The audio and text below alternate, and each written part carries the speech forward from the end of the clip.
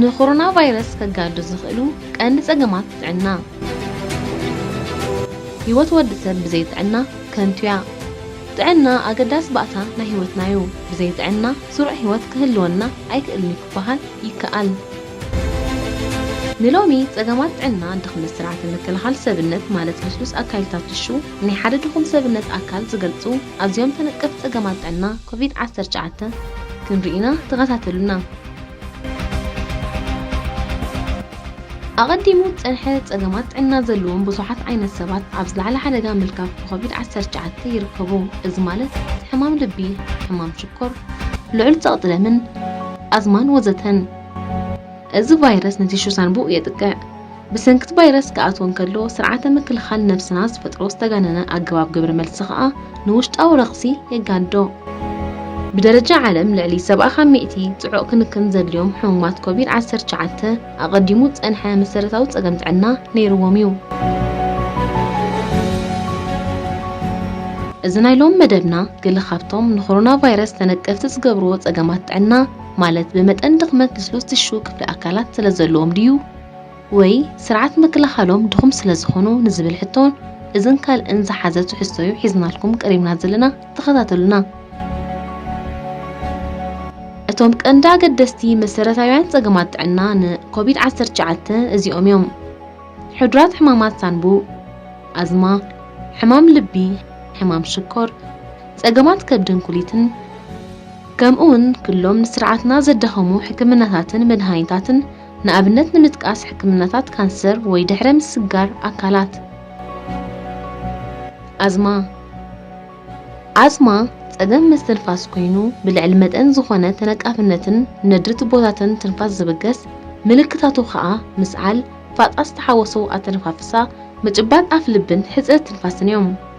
እዚ ሕማም ኣብዚ ሕጂ እዋን ን11 ሚእታዊት ሰባት የጥቅዕ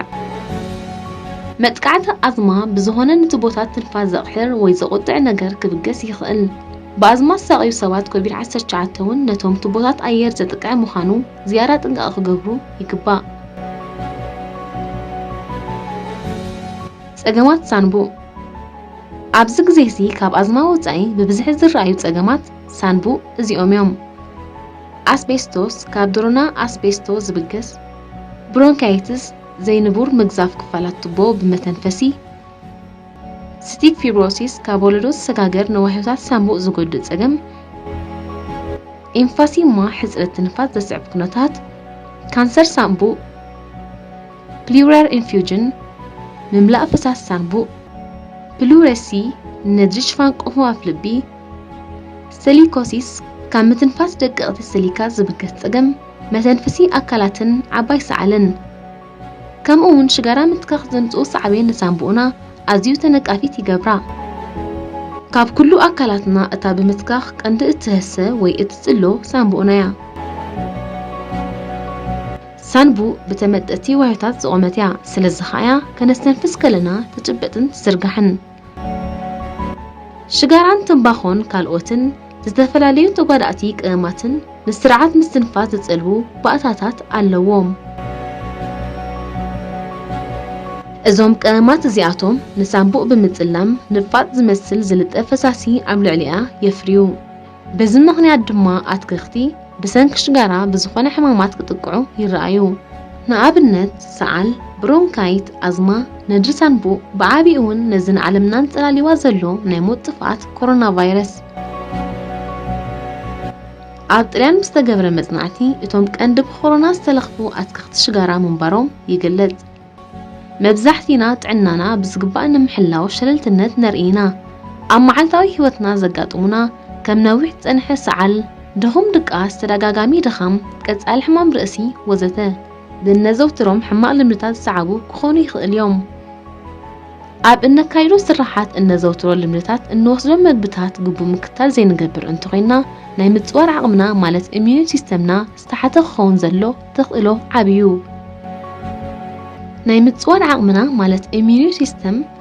تأنك استفاريو حيومات زخونو ناي دقت الزباعتي كيدقعنا نمكل خالص حقز أقداسي أحدو أكالاتنا يو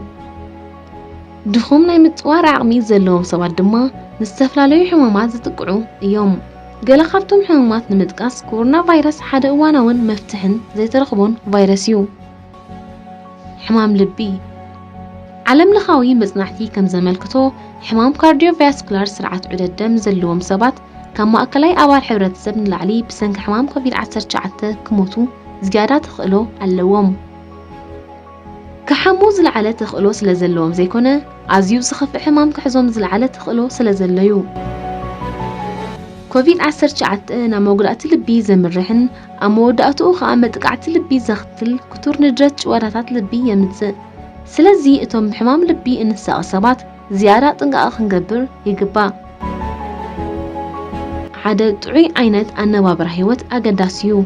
ኣካላዊ ምንቅስቓስ ምክያድ፣ ዝተመጣጠነ መኣዛታት ምግቢ ምምጋብ፣ ኩሉ ግዜ ማይ ምስታይን እኹል ድቃስ ምርካብን። ውድብ ጥዕና ዓለም ብወገኑ 150 ደቓይቕ ማእከላይ ጻዕቂ ወይ 75 ደቓይቕ ልዑል ጻዕቂ ዘለዎም ኣካላዊ ምንቅስቓስ ኣብ ሰሙን ኣብ ገዛኹም ኮይንኩም ክትገብሩ ምኽሪ ይህብ። ሕማም ሽኮር ሕማም ሽኮር ዘለዎም ሰባት ተወሳኺ ብድሆታት ጥዕና ከጋጥሞም ይኽእል እዩ። ማሕበር ዲያቤትስ ኣውስትራልያ ክታበት ፍሉ ክትወስዱ ሓደ ኣብ እተሓምሉ መዓልቲ ትኽተልዎ ኣቐዲሙ ዝተዳለወ መደብ ምእላይ ክህልወኩም መጠናት ግሉኮስ ኣብ ደምኩም ክትከታተሉ ይመክር። ሕማም ሽኮር ዘለዎም ሰባት ካብ ፍሉ ዝብገስ ዝለዓለ ሓደጋ ናይ ዝበኣሱ ሕለኽላኻት የንጽላልዎም። ካብቶም ሕማም ሽኮር ዘይብሎም ሰባት ከዓ ከበድቲ ሕማማት መተንፈሲ ኣካላት ከማዕብሉ ዝያዳ ተኽእሎ ኣለዎም። ሕማም ሽኮር ዝተመዛበለ ግብረ መልሲ ስርዓተ ምክልኻል ኣንጻር ርኽሳት ቫይረስን ተኽእሎ ዳግማይ ረኽሲ ባክተርያ ኣብ ሰናቡእ የስዕብ። እዚ ማለት ድማ ብኮሮና ቫይረስ እንተተለኺፍና ክሳዕ ሞት ከብጽሐና ይኽእል ማለት እዩ።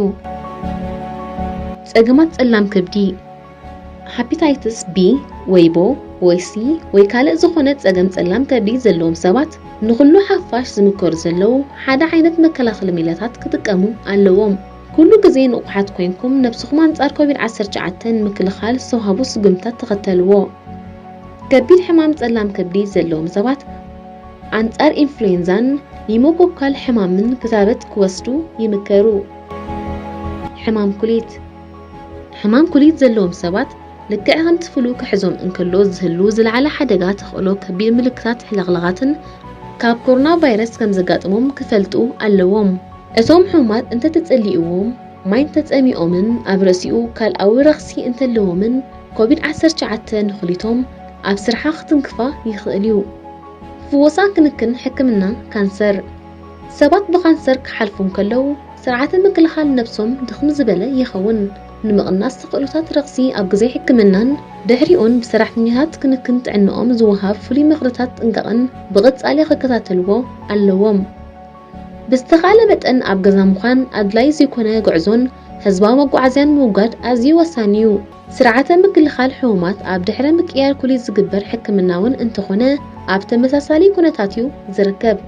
ስለዚ እዞም ክንጠቕሶም ዝጸንሐና ሕማማት ዘለና ሰባት ዝለዓለ ጥንቃቐ ክንገብር ንላቦ። ምኽንያቱ ክንጥንቀቐሎም እናተገባእና ብሸለልትነትና ህይወትናን ህይወት ስድራቤትናን ከይንስእን። ሰሪት ክረዳን ጓለ ተረዳዲና መርዓና ወንዚፍና ንስራሕ ተባሂሉ ገረም ጌርክ ዛ ጓለ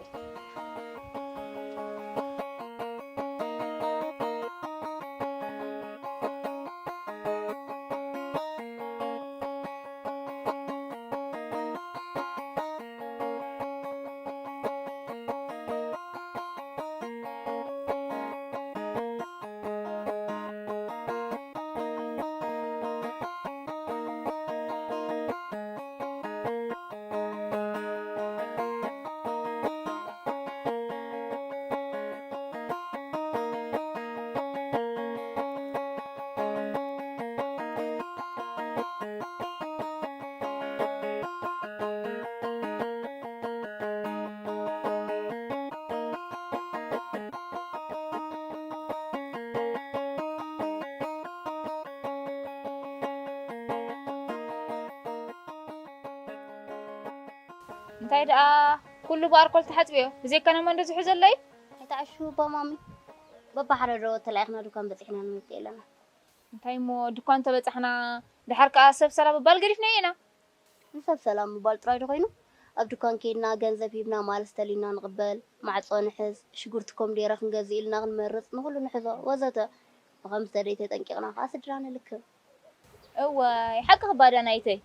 كله ستحزب بلا نبرت كنت قولي زلنا هو مامي ديقت أنا إحنا مفتح كاشولو مسنك قابل نحط سايبنا تاني كام سنحس بخمس سدران لك نخلينا إذا سكن اعتذر قول صريت هذا عنا كأنه محمانك مفواس كم زناتك